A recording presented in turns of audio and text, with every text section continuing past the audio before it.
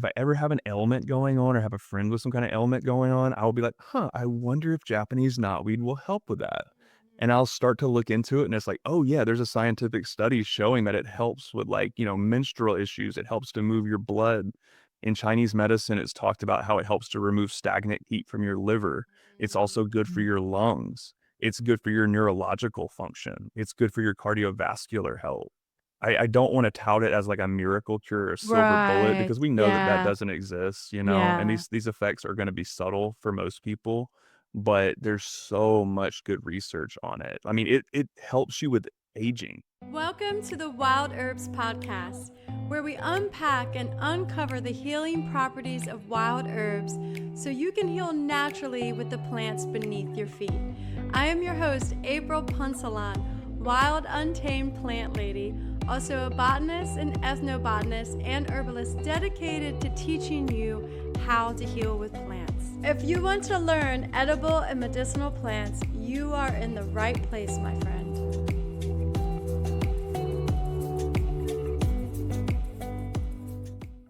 I'm super excited for you to listen to this podcast episode today because you're going to get to learn from Bryan. Let me tell you a little bit about Bryan Bramlett. Bryan is a forager and permaculturist who leads events on wild food foraging in Western North Carolina. And he also does land stewardship and ecotherapy. He holds a master's degree in counseling psychology, which he fuses with his passion for earth care to facilitate therapeutic nature connection experiences.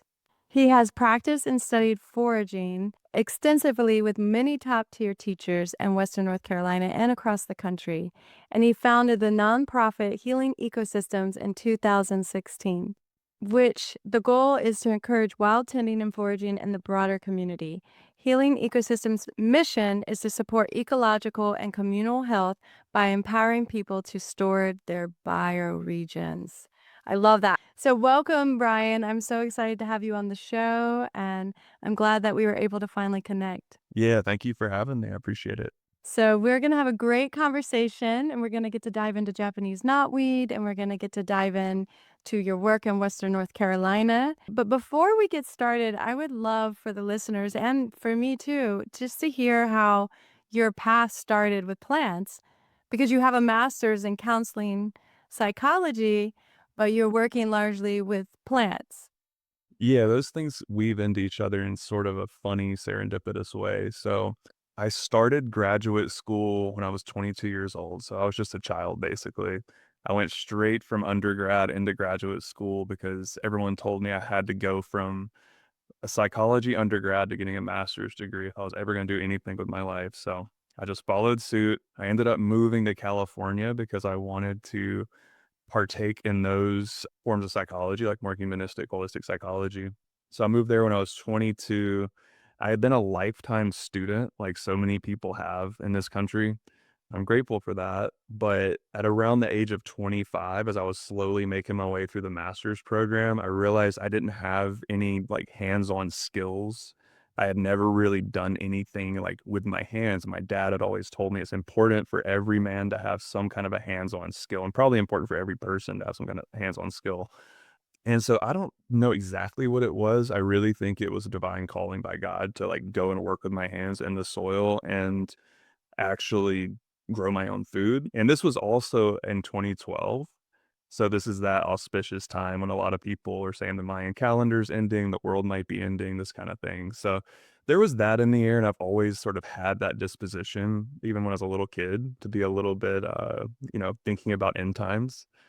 And so at that point, I was like, okay, I'm going to go learn how to farm. It kind of just dropped out of the air. Like I didn't grow up farming. I didn't grow up gardening. My granddad on my mom's side did a lot of gardening. Like they grew up in an era where they went to the grocery store one time a year to get just a Wow. few staple things, sugar, coffee, wheat, Amazing. and that was it.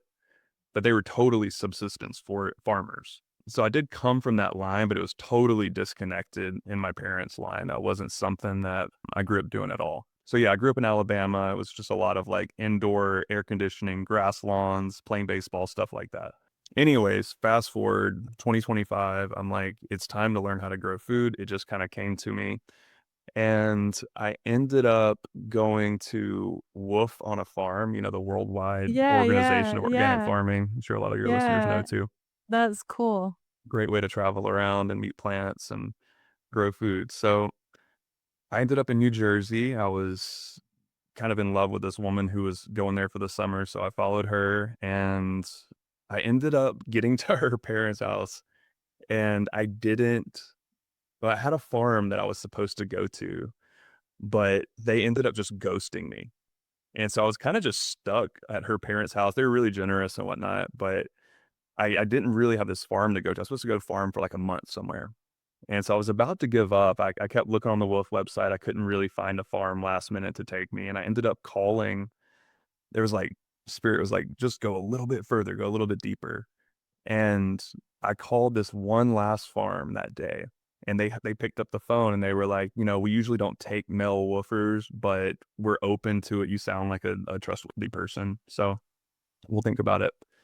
And they ended up taking me in, and I worked on the farm with this really incredible couple and their kids for most of that summer, and I Wow. just fell in love with it immediately. It was like, "Oh, this is it." Like, being outdoors, working with my hands, like, growing plants. They had pigs, they had, annual veg, all that fun stuff. I was addicted, so I got back to California after that. I was still living in the Bay Area, still in my master's program, and when I got back, my eyes were opened up. I was like, "Oh my goodness, there's food already growing everywhere around here." And, like, you've ever been in the Bay Area before, there's just fruit trees year round pretty much that are producing. They're planted all over the streets and people's yards. People are often not even using them. And so I got really into fruit foraging at first, and also into gardening at that point. I was like hanging bins, like recycling bins with holes drilled in the bottom off of the patio because we were in like a second story apartment. And I was just hanging bins off. My roommate didn't really like that. But I was growing crazy stuff. Like I was trying to grow quinoa, which is Quinoa, that's awesome. which is a ridiculous crop to try to grow pretty much anywhere at this point. But especially in like a small scale on a balcony. It's a really beautiful plant. But yeah, that's kind of the long and the short of it. That's what got me into plants at first, and then I, kept going down that rabbit hole further and further until I eventually landed on wild plants, and that's become my passion for the past, I guess it's been 10, 12 years, something like that. Wow, that's Um, awesome. yeah. What do you think drew you to wild plants? Like, you're farming and gardening, and then all of a sudden you start going into foraging and wild plants. And I would say like 10 years ago, maybe it wasn't as popular as it was now. Did you move to Western North Carolina and meet some people that really attracted you No, to it? that wasn't really, yeah, I hadn't been to Western North Carolina at that point. So, honestly, I was still new to farming, permaculture, all these things. After I graduated from graduate school, I ended up going to live in a food forest in the Santa Cruz Mountains in California, which is a crazy place, like gigantic redwoods everywhere. You can drive to the beach in half an hour. It's a really cool place. And Yeah, that's really cool. this food forest is one of the more mature food forests I've ever been in. A lot of people don't know about it. It's called Cosmic Dance Permaculture. There's not really like a thriving online presence for it, but there was like, giant avocados and figs and all kinds of citrus and like literally enough food to actually live off of, hunting wild game and whatnot and supplementing. So that was a really pivotal experience. And I came out of that, moved back to the Bay Area at that point to Berkeley. And I was like, I have all these ideas. I really want to steward land. I really want my own land. I really want to be like growing trees, growing food forests. But it was hard to kind of hone in on like what am I actually doing? Like what's my specialty in this? And one day I took a walk in the woods and I was praying about it and just asking God, like, what am I supposed to be doing? Like, what's the real like mission of this? I'd been really inspired. I don't know if you ever saw that documentary Back to Eden. No, I don't think I have. It's a Maybe I have. I don't trip. think I have. I have to watch it. I have You to should look it check up. it out. You should check it out. It's very Bible based and it's about this guy in Squim, Washington who Mm. sort of started the wood chip gardening thing that people are really into now. I mean, he didn't completely start. I think Ruth Stout was one of the first people doing that, but yeah, Paul Gauchi is his name, and he really popularized it, and that documentary was very viral. And I mean, I ended up going to that guy's farm out in Washington, and Wow. it was insane, April. Like, the food that he's growing is beyond anything that I've ever tasted before. Like, there's something going on there. So this guy basically had walked out into the woods one day and asked God, like, how do I grow my, like, he was slaving away at his garden, tilling every year, just like having all these problems, pests, all the stuff that, most gardeners deal with. And he says that God's sort of sent him the message of the forest is not taken care of. Like, no one does anything to it, at least this day and age. But that's a whole other side conversation because people obviously did steward the forests for a very long time. But Yeah. you can walk out there and you can see that all these trees and plants are growing freely without any sort of supplementation. They're not tilling, they're not weeding and all this stuff, like supplemental watering, none of that. And so he kind of got the message to lay down wood chips sort of as a mimic to how the forest drops its branches and they decompose and become this fungal duff. And yeah, that was really inspirational to me. And going to his farm was very inspirational just for a day tour. And so I'm in the woods sort of having this conversation too, based on his story, his testimony. And I kind of got this message of work with the wild plants, work with what's already here. There was all these wild plums growing everywhere that were sort of these escapee cultivars out in California. And there's tons of all sorts of wild plants out there, fruit trees and all that. But yeah, I just kind of got the message to really hone in on the foraging aspect. And I'd sort of been exposed to that in Santa Cruz. We were doing a lot of wild plant harvesting and whatnot. But yeah, it became apparent to me like this is my path. And it's been a really beautiful path because, like a lot of people from my generation, like I've moved around so much and I haven't had a really rooted home. So being able to forage connects you to a place immediately. You don't have to have a garden. You don't need to have a tiller. You don't need to be putting in all these inputs. Like, the stuff's already there. And so that's been a big evolution in my journey. And then as I moved to North Carolina, I moved here 5 years ago, and I've been really passionate about the wild tending aspect and about growing native plants and about actually taking care of the forest, taking care of the grasslands, like speaking for these beings that don't really have a voice. So yeah, hopefully that answered your question. Yeah, I'm glad that you made your way to Western North Carolina because it's really amazing, I mean, in terms of the plant diversity. What made you go to Western North Carolina? Another spiritual thing. Okay, just like the connection, like just the amazing community there? Yeah, it's such a Yeah, good permaculture community, the yeah, homesteading community. There's still an alive and intact culture here that's been going for a long time. And I think people feel it. And that's why a lot of people end up, visiting and moving here. As you know, there's just something going on in the mountains that's different. And a lot of it's the people, a lot of it's the plants, the fungi are insane out yes. here. Like, there's just limitless amounts of learning, like there is in any bioregion. But There it, is. it spoke to me in a different way. My family lives in Alabama still, so I'm only 5 hours away from them, which is really nice. That's nice that you're only 5 hours. So you've been in the mountains for 5 years. How have the mountains shaped you? Like, there's so much medicine in those mountains. I feel like we are influenced by the bioregion that we live in more than we realize, you Yeah. know? And so I'm curious if you, like, feel any difference in terms of how the mountains have shaped and changed you since you've been there for 5 years. They created a tremendous amount of patience in a person. Everything moves slower here. I feel like communications are slower, just getting things done is slower because everything is uphill or downhill. Like, it's very That's much, funny. the region definitely shapes people in that way. Like, you can't rush stuff. You have to be Mhm. really meticulous in how you deal with your life. Like, if you if you don't, like, think about how you're gonna turn around in a driveway the correct way, you can, like, go careening off of a cliff. So things like that, I think it shapes people in patience, I've noticed. And it also, I think, softens people in a way. I wonder if you experienced that, but I felt like a real edge in my psyche coming from California. It felt very dog eat dog out there and really intense, and everything was all about me, trying to, like, bolster myself, my ego, my brand, this and that, and when I got here, it's been like this, and it's still ongoing. I'm, not perfect, but it seems like the mountains sort of soften people off, like the way that these mountains have been softened off for so long.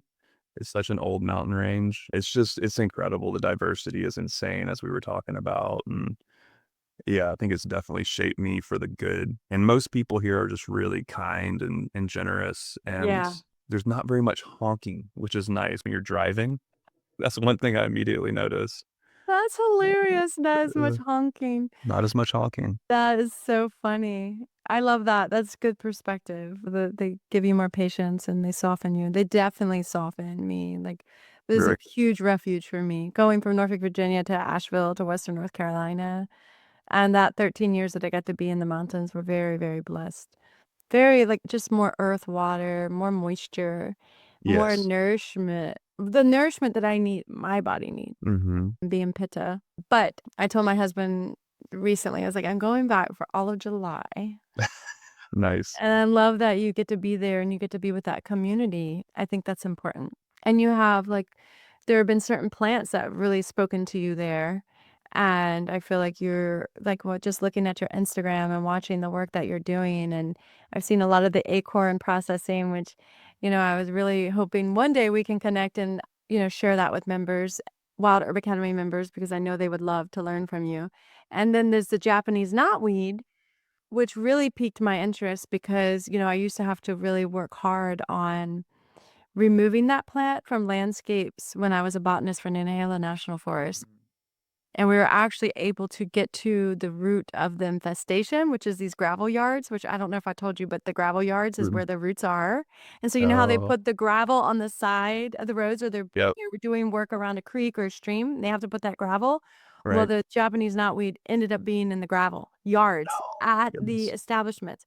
So that Of was course. really eye-opening because it's like, oh, we have to clean it up out of this gravel. But anyway, and then I moved. So finally we got to the root of it, but then I moved. But anyway, you're working with that, and so of course I was like, "Oh, I love what you're doing," and I'm just over here applauding the work that you're doing with Japanese knotweed, and it's a really strong medicinal plant, and so I would love for you to talk to us. Tell us what made you want to work with Japanese knotweed, and then if you want to, we can just naturally go into the medicine of Japanese knotweed, so the you listening can learn about this amazing invasive plant that I think all of us could probably benefit from the medicine, but I'm gonna wait to hear what you say about it. So I'm gonna turn the mic over to you.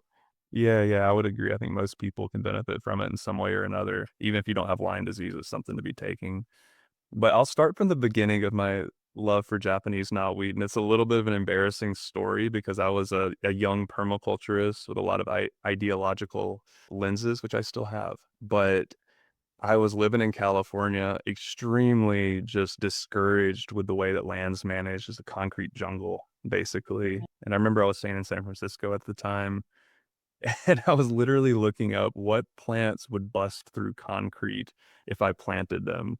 Like, this was my mindset back then, Whoa. April. It's kind of insane. Dang. I'm not recommending planting this for a couple of different reasons. I was Yeah. naive. I didn't believe in invasive plants, which a lot of people don't, in their kind of Yeah. early journey with plants. That's a whole nother topic we could jump into. But then also, what's funny about it is Japanese knotweed doesn't really bust through concrete either. If you've ever actually harvested the young shoots for food, you know that it's really tender and it just snaps off. And so I would challenge anyone to show me Japanese knotweed actually busting through concrete. It will sometimes exploit cracks in the foundation of people's homes or in concrete that's already cracked, but it's not really busting through concrete. And a little bit of Google searching will quickly render that's not true, but everyone says it. So I think that's what really got me into knotweed is the fact that it's one of these plants that's so villainized, and I'm a bit of a contrarian, so that's kind of a personality trait that led me to knotweed. But people are always just saying crazy things about it. You know, it busts through concrete. If you drop a leaf on the ground, it's going to spread into a new colony. Just all, you know, you can't remove it without herbicides. Like it's impossible. Things like that. And so when I hear that kind of stuff, just a little alarm goes off in my head where Right. I'm like, something's not right here. This is a plant. Like this isn't a superhuman being. Like, you know, it has limitations just like everything else on earth.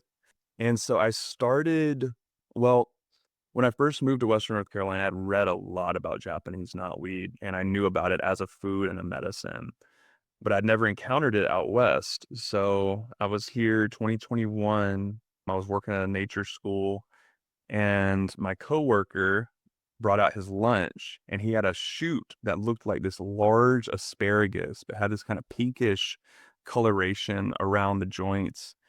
And I was like, "What is that?" He's like, "It's Japanese knotweed. You wanna try some?" And I was like, "Oh, yeah." And so I remember that day very vividly of him handing me that knotweed, and it was just love at first taste kind of a thing. You know, we peeled the shoot and ate the young shoot raw. And that day I left work and I asked him where he had gotten it from, and I went to this creek near Asheville, Hominy Creek, you might know it. And there's knotweed growing everywhere there. So I went on a harvesting spree and just brought home like armloads of knotweed and was really interested in using it as food, that young meristem. So yeah, just started cooking with it a lot, experimenting with it, found out very quickly that like, you know, frying it and putting it in a taco is not the best thing. It turns into slime and mucilage. But like pickling it is an incredible way to use it. Using it as a dessert flavoring is really incredible. It has a lot of incredible uses as a food, not to even mention the medicinal aspects of it. Yeah. So I started doing a bunch of research on it over that summer, and I actually ended up getting some of the root and sending it off to a lab to get it tested for heavy metals and whatnot because I'd heard that it's a bioaccumulator. And so I'm Right. harvesting from this place that's right next to a river that's very known to be polluted, the French Broad River. And of course, it comes back with tremendous levels of heavy metals in it, which is just one snapshot of what's actually going on. That's not even testing for herbicides and, you know, other Right, different right. environmental pollutants that it's taking up. But there's really cool studies on it as a bioremediation tool. They're sort of inconclusive at the end that like it could be used to remove heavy metals from the soil, but it would take hundreds of years based on their studies. But it is doing that along creeks, which is very interesting, sucking up excess nitrogen and whatnot. So it is performing a function. And I think it wouldn't do it justice without mentioning that it's taking up the place where plants like river cane would have been, Arundinaria gigantea, which Yeah. a lot of people don't even know that we have a native bamboo. And lots of people like bamboo's great to have on land, but like the native bamboo is incredible and Yeah. it's a tough plant to grow, but there's restoration efforts going on to get it more on the landscape and replace Japanese knotweed with this incredible native plant that has so many cultural uses, so many ecological functions. So I just want to say that like despite my love for Japanese knotweed, I don't promote stewarding it. I don't promote Right. growing it. I've had people reach out to me asking me to send them plants to grow, and I'm like, no, no, no, no, no. You Yeah. don't want it. Just go to Western North Carolina and go to some of the less polluted rivers, like the Tow River. It's all over the Tow River, and especially Oh, after nice. that big, a hurricane that came through, there's way more Japanese knotweed because it just made this, like, environment. It just created suitable habitat for it, many, many places. And so when I went there last year, I was kinda sad because here's this awesome opportunity for all these native plants to come in, right? And Right. I seen it as like a rebirth, not so much as I was looking at the rebirth stage more than the devastation stage, but Japanese knotweed was taking over a lot of that habitat, but and I was pulling it up. I was trying to help, because I was seeing, like, other plants like bee balm and, like, some really good plants for pollinators and different things coming in. But anyway, have you worked with the root medicine at all? Yeah, that's been one of the parts of the nonprofit that we've been doing for the past, I think, 4 years at this point, maybe 5. I just hit the ground running with working with the medicine, and we've done events, a few different events where we would dig up root at my friend's land. It's a really nice place out in Marshall that's non-contaminated, and we were making medicine for the community. And so we'd have people out and dig a bunch of root and Mm. tincture it on site and send people home with a bunch of tincture. Nice. And yeah, me and my friend also have been doing speaking of river cane, we've been replacing some of the knotweed on his property with river cane and Nice. watching it start to take. Yeah, there's some really interesting relations between those two plants that we could talk more about. But yeah, the root of Japanese knotweed is really hard to dig up, as you know, and it is a very, very persistent root. But yeah, I've learned a ton just about its medicinal uses and about how it spreads and what can compete with it and whatnot just from working with it hands on for all these years. Yeah. I think there's something to that, like smelling it and tasting the Yep. medicine, you know, and then you start to be like, "Oh, okay. I know how this," like how the seasons of changing the medicine, how the extraction process is changing the medicine. Yep. Do you like have you extracted it in water and alcohol? Do you have a preferred way of getting the medicine into your body? Yeah, definitely alcohol. Mm. Alcohol removes most of the resveratrol, or it takes on the resveratrol, which is that antioxidant that is really famous for having the most of the entire plant kingdom. Resveratrol is really high in like grapes and chocolate as well, but nowhere near what is like in knotweed. So Wow. from all the study that I've done in experimentation, the most resveratrol comes out in alcohol extraction. And so there's a lot of good studies on knotweed and resveratrol, like upwards of thousands around medicinal uses and extraction. And, not only is knotweed good for us, but it's also really good for other plants. And so it's used as a biofungicide and as a immune stimulant in other plants. And there's companies who specialize in this. Like you can buy a product called Regalia, and they source all of their knotweed from China. I Wow. talked to them on the phone a few years ago, and they, like, told me their whole process, which was really interesting. And, yeah, they basically source all their knotweed from China, which is very ironic because 'cause they're an American company and we have this stuff everywhere. Yeah. But there's probably no one harvesting it at the level that they need it, right? I suppose so, and it's just Yeah. efficiency, and they're having to they're Mhm. extracting it into alcohol, and it's actually the aerial parts that they're using, the leaves Mm. particularly, and they're extracting it into alcohol and then spray drying off the alcohol. I'm giving off all their secrets. And then they're using that extract that's been extracted in the alcohol and then basically dehydrated off to where it's just a powder and then mixing it Yeah. into water and then spraying it onto plants. And so it's Gee. been shown to stimulate plants' immune system and make them better at Mm. photosynthesizing, producing chlorophyll, and making their tissues tighter, which, if you've nibbled on the root before, it's extremely astringent, like next level astringent. And so it's doing that in plants, and it also is helping with things like powdery mildew.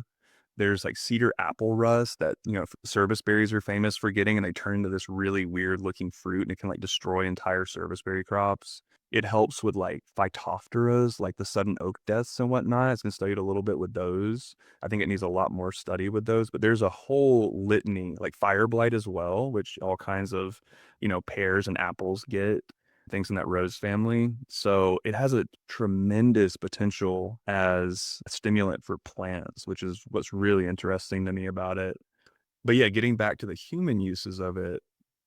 So I did a study, I think it was last year, the year before, where I sent some root off to a lab.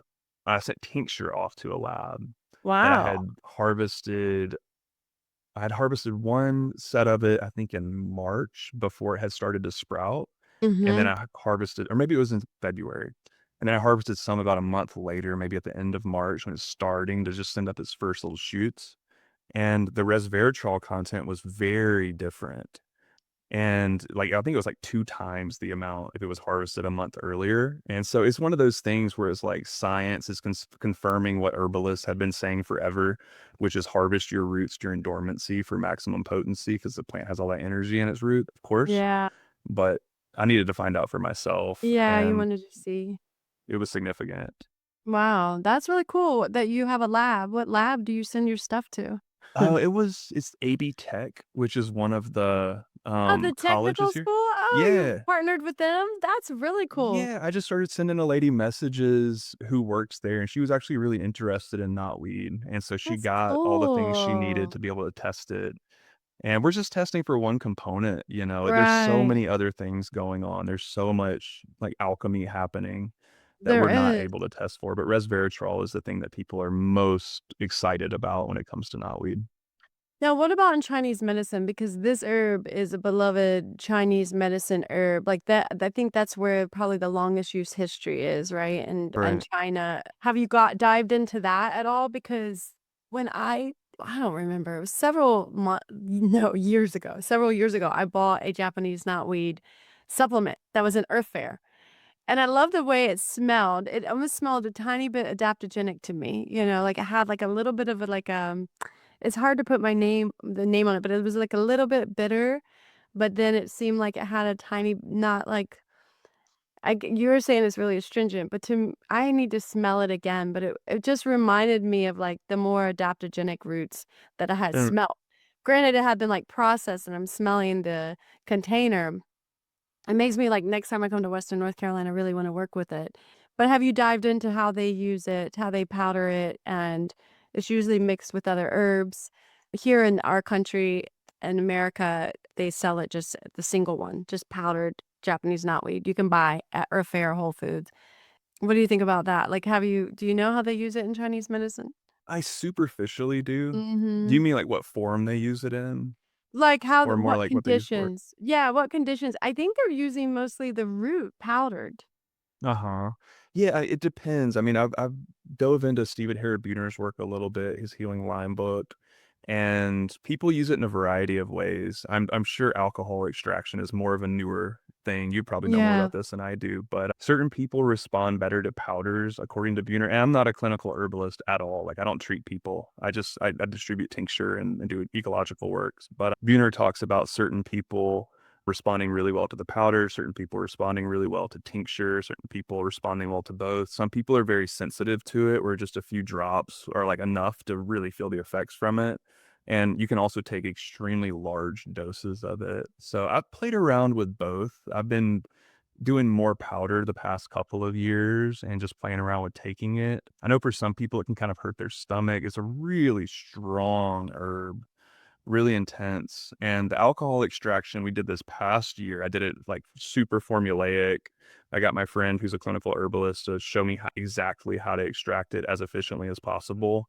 And one thing it does is it passes the blood-brain barrier really easily. So that's why it's good for Lyme, because a lot of time those spirochetes can start to get into your brain, apparently, which sounds like a terrible sci-fi movie, but knotweed is good at going where it needs to go to take care of those bacterial infections that come from tick-borne illnesses like Lyme.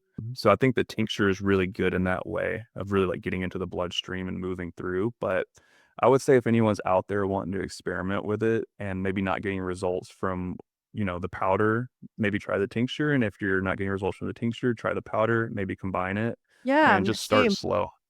Yeah, I think starting slow is really the way to go. And too, like if you live where Japanese knotweed grows, just smelling the roots, sitting with the medicine for a while before you even take it into your body, to see how your body responds. Because I think when we smell medicine, it can tell us a lot about whether our body wants it or not. Like we're highly intuitive. And so when Right. I smell Japanese knotweed, I like the way it smells. But there for Hmm. some other plants, I don't. So I usually use that as how it's going to interact with my body. And to me, it's kind of smelled like a little adaptogenic for me. And so I wonder if it would work that way. Like wherever weakness I have in my body, would it strengthen that area? But I haven't worked with it, so I don't know enough. Like I just bought the supplement and then I'm kind of one of those people like I don't buy supplements. I bought it and then I took it like maybe 2 or 3 times. It's probably still in my refrigerator right now. I don't Uh-huh. even know, like I was just like, "Oh, one of those days like Japanese knotweed, I'm gonna buy this. Maybe it'll help me." And then I take it 2 times. It's like one of those it's like a disconnect, like Yeah. the plant and a pill in the refrigerator Not as versus hyped like about it. yeah, versus like in I the understand field, that. you know what I mean? Like I get Totally. on it. but maybe I should look. So, for you listening, I think Japanese knotweed, if you're listening to this and you saw the podcast title and you it drew you in, I think there's something there that you want to learn about it. And there's so many in Western North Carolina and really probably everywhere it is in America, it's invasive, I would think. Oh yeah. And it's disturbing a lot of habitat. Like when I was working in Nantahala, it was disturbing federally endangered plant habitat. And so really if we get more people could benefit from this plant and get to learn it and harvest it in your, your region still with gratitude, but harvesting it and being mindful and then smelling the medicine and slowly working with it and maybe tincture it like Brian is talking about or dry it and powder it. And two, what I think helps is like if you dry it and powder it and then just stick your thumb or your pointer finger and then put it on your tongue and then close your eyes and just see, what happens. Like I'll always see what happens to the moisture in my mouth. How does my like glandular system respond? Like how is my body responding to this medicine? I think can tell you a lot. Yeah, Uh, it's intense. If you taste it, you're gonna probably be like, "Ooh, this is bad."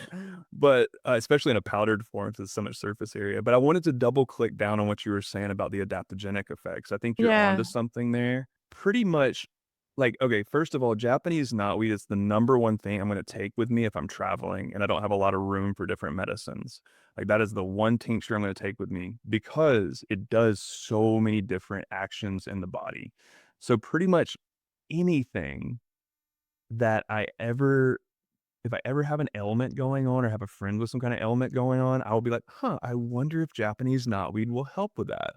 And I'll start to look into it. And it's like, oh, yeah, there's a scientific study showing that it helps with like, menstrual issues. It helps to move your blood. In Chinese medicine, it's talked about how it helps to remove stagnant heat from your liver. It's also good for Mhm. your lungs. It's good for your neurological function. It's good for your cardiovascular health. I don't wanna tout it as like a miracle cure or silver bullet Right. because we know that that Yeah. doesn't exist, and Yeah. these effects are gonna be subtle for most people, but there's so much good research on it. I mean, it helps you with aging. Before we finish today's episode, I want to let you in on one of the most powerful ways to reclaim your health. Not only making medicine with wild herbs, but actually eating wild plants as part of your daily life. Wild plants are some of the most nutrient dense foods on this planet. And when you learn how to identify them, harvest them with gratitude, and bring them into your kitchen, your health will shift. I pinky promise. And this is exactly what I teach inside the Wild Herb Academy membership, where each month you learn medicinal and edible plants that are in season and you learn how to bring them into your kitchen. If you're ready to reclaim your health, I welcome you into the Wild Herb Academy membership. The doors are open now, my friend. I hope to see you. I I don't can use the see term that. anti-aging because that's the most Right. ridiculous term I've ever heard, because everyone's aging and that's Yeah. fine, I'll make sure I but won't do that in my next reel. that's okay. I mean, you can use it for Or clickbait or I'll do whatever. it and I'll tag you. Okay. I don't know what the alternate term is, but basically, like, healthy aging. It helps with healthy Right. aging. Yeah. So, um Longevity. right, so, like, our body is made out of, DNA, right? And our DNA has telomeres on it, which are, like, the end caps on your DNA, and when your telomeres and I'm also, like, just learning this from, the Mhm. internet, so just give me grace if I'm incorrect on any of this, but to my understanding, the telomeres are those end caps on the ends of your DNA, and when Mhm. those start to erode, that's a sign of aging, right? Your DNA is starting to, be in disrepair, and so it's been shown that resveratrol, that active component that's found in knotweed, is really good at helping telomeres repair themselves more to help you produce more telomerase, I believe it is, to help those telomeres to get what they need to repair themselves. So Mm. the amount of functions that it has in the body are kind of insane. Yeah. And then I Yeah. I, I would be remiss not to mention this part that the range of knotweed goes from, it's really concentrated in areas of the Northeast, and it kind of ranges down into Western North Carolina. Our habitat's very similar to the Northeast in certain ways because our elevation doesn't really range into the Southeast, like into the Piedmont or the coastal plain, like where you are. Yeah. But a little bit is starting to kind of move down into Georgia and stuff too. But the range of where knotweed exists invasively in the US and the amount of Lyme disease corresponds so perfectly that it's kind of freaky, actually. I'm not really big on trying to draw too much meaning out of these different things, but there's definitely something very interesting going on with how well it is or how good it is at helping with tick-borne illness and how it overlaps the range of tick-borne illness and how it's spreading through the US. So yeah, I would recommend anyone having in their pantry, even if they're not working with Lyme disease. Yeah, definitely. I think it's important to learn this medicine, and Japanese knotweed is an important one. And if you're an herbalist or a clinical herbalist, which there are a lot of herbalists that watch the show, then this is one that you want to make a plant ally, if it calls to you. I do think certain plants call to us for a reason. And Japanese knotweed, I had to work closely with it for so long. And the Polygonaceae, that family intrigues me, and I have a lot to learn about it. And so there are members here, and is yellow dog in that family? Oh, yeah. Yeah, yellow dogs in that family, I've worked with Mhm. that. I feel like they can move, like, there's this movement that they're able to move things in the body. They're able to move, like you're saying, like, it's accumulating heavy metals. I'm thinking about ecological herbalism and how this family is efficient at moving things in and tapping into the minerals, what is in the environment, and bringing it in to benefit its growth, like in a major way. So then I feel like it does the same thing in our body. The only thing I can think about with like Japanese knotweed not being good for it is the person who's vata, who may like be super thin and frail, or like dry, like, maybe Japanese knotweed could be too much for them, or, like, if we were making their medicine, Japanese knotweed would not be the chief herb, like, we would put a little bit in there, but we wouldn't give them all of that Mhm. Japanese knotweed medicine. But for you listening, I just recommend going somewhere where it is growing and harvesting it with gratitude, smelling it and working with the medicine, because we need more people trained in that medicine. And then if we did and it became popular, we could really help protect so many environments in Western North Carolina. Because I bet the Forest Service would give permits to harvest it for free. Oh, I'm They'd sure. probably be super happy. Like I had to work on before I left, like some management documents where the botanist at the time was spraying herbicide all on it, right? Glyphosate. But I knew like in my heart that it was never going to repair the ecosystem. Like even Right. if we spray the herbicide, we're not going to get rid of Japanese knotweed because it's always going to come from Yep. downstream, right? Exactly. Yeah, Or I could go upstream. off on that aspect of it for sure. I Uh, know. it's I mean, the way that people are spraying it too, our Department of Transportation will literally drive down the roads, and all of our roads follow water courses here. We have creeks everywhere, and they will literally spray knotweed from a moving vehicle for miles on the sides of these water courses. Oh, And that breaks my heart. it's horrible for a few Brutal. different reasons. The main one being it doesn't even work. Yeah. So I don't spray herbicide at all. I have really close friends who do it for ecological restoration. I kind of understand it in certain contexts. I don't necessarily Yeah. endorse it, but if you're going to work with herbicide on knotweed, you're supposed to cut it and then inject the herbicide at a really specific time or paint it on, to my understanding. And that will actually get into the roots and start to kill it. But even then, April, like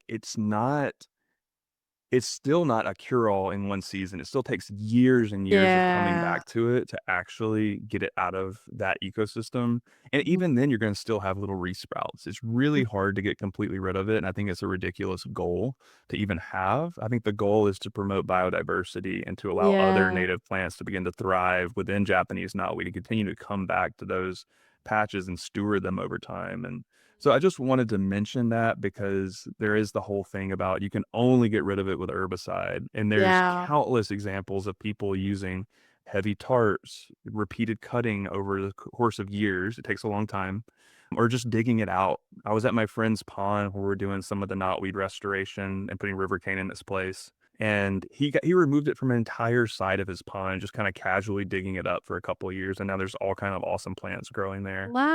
So I Nice. just wanna balance the narrative a little bit that the Yeah. things you hear about it are sometimes really, really inflated, and they're driven by a billion-dollar industry around removing it. Like, you get into the UK, and there's literally billion-dollar companies that specialize in removing knotweed because it's so invasive there, they won't give you a mortgage on a house if you have a bunch of knotweed growing there. So it's really entrenched in economics in this way that makes it to where you can't get really good objective information unless you actually go out and start working with the plant. Yeah, I agree about that, like the glyphosate not being the answer. And I did a ton of research when I was in the office, and there were a lot of reports about cutting it multiple times. So, like you cut it, and I think it would take like 7 years or something like that. But you cut it, and it keeps depleting the resources and the roots. And they were able to have success. I forget what state it was, but they were able to have success with it. And because it was hard for me to prove these different management documents and a lot too, like along the river, the not Catawba, but it's not the French Broad, but it's a river that's more like Black Mountain area. But that river, any kind of river habitat that we're trying to restore is nearly impossible unless it is like we have a group of volunteers and we're working, like you said, and we're stewarding the land. We're not going to do something one time and leave the land. So, what other wild herbs do you love that you feel like you have a strong connection with in Western North Carolina? Oh man, a lot of them. And I would say the one that's been speaking to me the most for the past few years is milkweed. And Mm. I'm more of a wild edibles person and I kind of dabble in medicinal things and have a lot of herbalist friends. So I'm not working with it medicinally, but it has such a crazy history of use. And like, the genus name of milkweeds? Mhm. Yeah, Asclepius. Asclepius. Yeah. Right. And so that comes from the Greek god of medicine. Mm. And for whatever reason, Linnaeus decided to name this genus after the Greek god of medicine and healing. There's all kind of interesting folklore you can read about with Asclepius, but there's not a ton of documented research on the medicinal benefits other than like pleurisy root, which is the root of butterfly weed, that really cool orange milkweed. That's not edible, by the way. But yeah, I think the milkweeds have really fascinated me in the past few years as an edible. And I just tend to keep getting into dealing with controversial plants because people get really upset when you start talking. Some people do get really upset when you start talking about eating milkweed as a food source. People have eaten it as a traditional food in this country for like thousands of years, like indigenous people. It's a long history of eating milkweed. And so, yeah, I've been getting really into the common milkweed, Asclepias syriaca, as a food source. And it's something that you can get upwards of 4 to even 6 different vegetables from, depending on how you look at it, Oh my during the growing gosh. season. So you got Wow. like basically 3 months of and not just vegetables. A lot of times people hear wild plant, wild edible, and they think like, "Oh, yeah, that probably doesn't taste good," but, which is completely wrong, like, as you and I know. But especially with this one, this is a plant that has the potential to be like, five-star restaurant ingredient, and I actually sold some to a chef recently so that he could work with it in a wild food Yay. dinner and, like, got top dollar for selling the milkweed buds. That's so cool. It's an incredible one, and so you have to talk about the stewardship aspect along with the harvesting Yeah, you aspect, do. but Yeah. it's not hard to steward it. I mean, common milkweed is called common milkweed for a reason. Yeah. It's extremely easy to grow. We've lost a ton of its habitat because of development and agriculture, but not because of people foraging. There's no one who can prove that or has any documented cases of that ever happening. And so one thing to note is when you snap the young shoots of milkweed, which is one of the first vegetables it puts out, you're actually allowing it to regenerate soft tissue growth for longer throughout the season. So you're actually feeding monarch caterpillars for longer. And I should mention that if people don't know, like it's the exclusive-ish larval food source of monarchs, which are the very endangered charismatic butterfly. So we can absolutely be stewarding milkweed patches. I've planted personally, I don't know, several dozen of them this season and given away a ton of them this season to people. Good for Really you. easy plant to grow. It's super fun to watch it spread and then be able to eat these different vegetables throughout the season from it. And so I would be curious if anyone out there ever comes across some of the medicinal aspects of the different milkweeds, because I think there's a lot more to learn about it. I But have. The one yeah. you're talking about, Asclepius tuberosa, that Uh-huh. one, yeah, in books. I've seen it in books. I think it's in Richard or Francis Porche's book. But I'll have to send you a PDF of that. If you've never seen that book, you will love it. But he wrote it during the Civil War because there was a blockade from the North for medicine, and so they had made him sit down and write it. His mom was a herbalist, a medicine woman, but I think she learned from the indigenous people. From some point in their line, they learned from the indigenous people. He writes about like almost 430 to 450 plants in that book, and that's in there. And so I've known for a while it's medicinal, the roots, but I haven't like, because it's so pretty and it helps the butterflies, and I'm not there, like I don't even know if I'll ever connect with that plant. On that level, I may one day, but it's like, again, harvesting the roots, smelling the roots, like that first love connection, like it takes me a long time before I can. But that's why I love like talking to you and other herbalists because you're connected with it. You're working with it. So then I can kind of like live vicariously through your connection. I'm connecting with something else, and that's kinda Yep. like the fun thing of us gathering together. But yeah, that's awesome. I love the one that you're talking about, the Syrica. I can't know how to pronounce it. Syriaca, yeah. Yeah, Syriaca, that one I've always loved. I will say this, when I used to live in Burnsville, really close to where they're doing Firefly. You're going to Firefly. And it Uh-huh, was yeah, like cool. literally like a house away from Firefly. And I lived there for several years. And I had like a planter's wort. I think it was on my foot. Yeah, it was on my foot. And an old timer, and I think he had like 120 acres. He's probably not still alive anymore, but he had so much knowledge. And he was like, go get the milkweed sap. Oh, no way. Yeah, and put it Uh-huh. on there, and, like, I had even gone to the podiatrist at this point, and they couldn't heal it, and so I go and I get the milkweed, and I put the sap on there, and it was gone in 2 days. No way. Yeah, and so I Heck use yeah. that for everybody, and then I've kinda learned, like, even euphorbia, like, anything that has that white milky latex sap can actually get rid of those plantar warts or warts in general. But yeah, the Asclepias works really good, fast. Cool. Okay, that's Yeah. good knowledge. I'm gonna remember that. Yeah, and so that was just direct, like, sharing in Western North Carolina with an elder, he was very much an elder. He had been working that land for many, many moons and has learned It's from his family. it's such a good reminder that all of the knowledge isn't on ChatGPT. No, it's not. You It's in, know, like stuff like that is ancient yeah. knowledge. It really is ancient knowledge, and it can, like you're gonna come up with new knowledge, and that's that firsthand connection, right?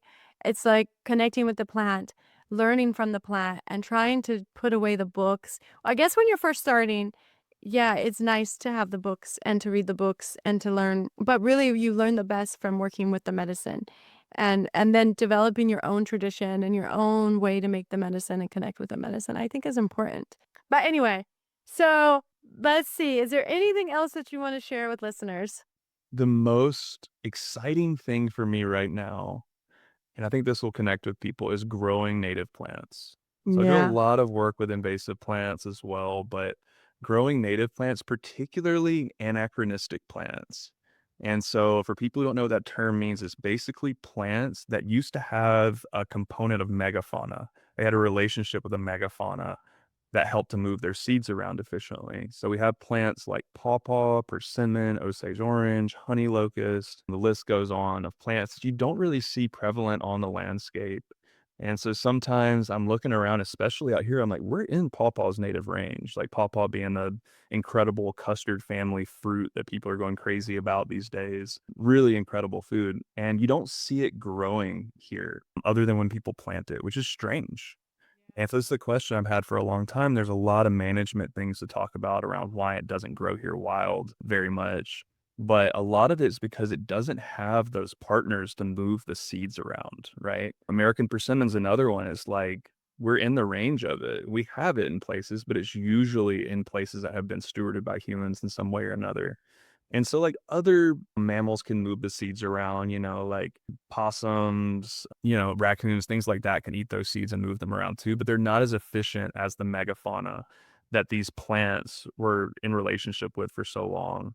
And so we've become that megafauna. Like, we're Yeah, technically yeah. We megafauna. are megafauna. Yeah. Yeah, Um, totally. and so we could be moving those plants around and especially like looking into whatever bioregion you're in and learning about those plants. Like those are the plants that came with the place. And they have, if you start really working with native plants, you start to see like, whoa, there's so many more insects on here. There's so many more relationships going on here. And so like you can get into the whole argument of like, oh, it's native to when. But my question is who is it native to? which is usually a boatload of insects, animals, and the humans in that area who are the traditional humans. So I guess the one thing I want to touch on is just the importance of stewarding the plants too. Like foraging is one aspect, but it eventually leads you towards the stewardship aspect. And those things are super duper intertwined. And so, yeah, I'm looking out over my nursery now and it's pretty much just full of anachronistic plants. I got osage, That's I got tons of awesome. pawpaws, persimmons. And people will say, like, these plants are hard to grow. It's really tough and hard to Yeah, germinate pawpaw seeds. yeah. It's not at all. I have a YouTube video on how I germinate my pawpaw seeds, like 5 minutes. I germinate hundreds a year just from harvesting fruits that I want to eat and spitting the seeds into a bag of soil, putting it into my fridge over the winter and pulling them out in the spring. That's it. Mm, It's not that's hard. awesome. Where did you get your pawpaw seeds? I go to a few different places around here. We have a few public parks and like the Mhm. university that has some pawpaw on it. And then some like private landowners who have pawpaw that they've been stewarding for, decades. And Nice. so I'm usually getting it from most people are planting cultivars here, like Mhm. really, really juicy big pawpaws with less seed. And apparently, pawpaw is fairly true to type, meaning that the seedling that grows from that parent plant will produce fruit that's pretty similar to that parent plant. Having said that, I've never had a bad pawpaw before. I've had really That's seedy ones from wild awesome. populations. I thought they were really good, but they're also a very polarizing fruit. Some people don't like them. Ah, well, where so people that live close to you, like, where do you sell your plants? How can people come and get a pawpaw from you? Do you sell Um, them online? Are I'm you gonna starting start. that? Yeah. People can't get enough pawpaws. There's a real shortage of them for online sellers. So I'm gonna do some bare root sells in the fall where I actually ship some of my bare roots out. Nice. But otherwise, I live in Barnersville, North Carolina, which is like 30 minutes outside of Asheville, and I have the nursery set up on the back of my tiny house. So like I said, like you can grow 400 trees in a really small footprint like I'm doing here. That's awesome. What's the best way for listeners to get in touch with you? So my Instagram is probably where I'm most active, which is Healing Ecosystems, all spelled normally. And then on Facebook as well. And my email address, if you want to get directly in touch, is healingecosystems@gmail.com. My website is healingecosystems.com if you want to sign up for the newsletter. So just Google Healing Ecosystems, basically. Nice. Well, I definitely wanna get a pawpaw from you. I wanted to tell you that Fontana Lake, there are when I was a botanist with Nantahala, the best pawpaw populations I ever saw were around that lake, and there's Whoa. oh gosh, is it called Bee Cove? I need to find the roads of the area, but the forests were 100 plus years old, and they had some of the greatest diversity, and that's the only place I found morels, and there's tons of pawpaw, and so I think there's just this really rich, deep, organic layer of soil that supports this incredible biodiversity. A lot of rich cove. It's like rich cove forest, like at its finest. So I'll have to try and track that down, and because like I was telling you before we started, there are these places that are etched in my soul from those mountains, and that's one of those areas. And I just remember the beautiful pawpaw, and I had never seen it like that. Cool. Yeah, and then we have some places here in South Carolina, but they're on mafic rock, so I think it likes a higher calcium and magnesium, and it makes sense too for that 100-plus-year-old forest that had a lot of rare plants. I think it had a lot of higher mineral content. Interesting. That's a good Mhm. tip. Yeah, because here it only grows where the soil is kinda mafic, like on these Oh. limestone outcrops, you will see a lot Oh. of pawpaw. Cool. Yeah, so I wonder if you put, like, a limestone rock in the bottom of the pots would grow better, I don't know. Anyhow, I'll have to find that location for you and share it Please. with you, yeah. Thank you so much for your time, I'm so stoked to come in August and get to connect with you in the field and talk about Japanese knotweed some more and dive into the medicine and hopefully make some medicine together, and we'll Yeah, have I'm looking forward to it. yeah, I'm looking forward to that too, and we'll have to have you back on to talk about acorn processing because Brian he teaches classes in Western North Carolina on acorn processing, so if you're near there or ever wanna go, I highly recommend joining. Can you tell listeners really quick when you usually do those and Acorn processing's more in the fall. in the fall? I'm planning to do more of an intensive this year where we actually harvest the acorn, if it's a good acorn crop, fingers crossed, and then do the processing throughout a couple of different classes because it's a really involved process. But through learning from different old texts, it's actually not as complicated as most people think. So fall for acorn processing, and then I also have a couple of mushroom classes coming up, as well as wild plants Nice. coming up throughout July and August. So check out my website to learn more about that stuff, or Yeah. follow on Instagram. Go to Healing Ecosystems. It's always good to like get to meet people and be in the field and learn from people that have been doing it for a long time. So thank you so much for showing up and sharing your knowledge with us. And I love your connection to the earth. And I love the name of your nonprofit, Healing Ecosystems. I think that's such important work. Anyhow, thank you so much for Cool. listening. And I hope that you find some Japanese knotweed and you harvest it with gratitude, and let Bryan know what you think about the medicine and share with me too, because I would love to hear. So I think we all react differently to medicine. So it's important that we share how we think and feel about it. And that helps us learn more. But anyway, many blessings. Stay wild, stay human, and go to the show notes, and I will link all of Bryan's information there. All right. Thank you guys. Appreciate it, April. Thank you so much for listening to this podcast. Make sure you follow the Wild Herb Podcast so you can continually deepen your connection with wild plants and nature, the nature within and without. Stay wild and stay human.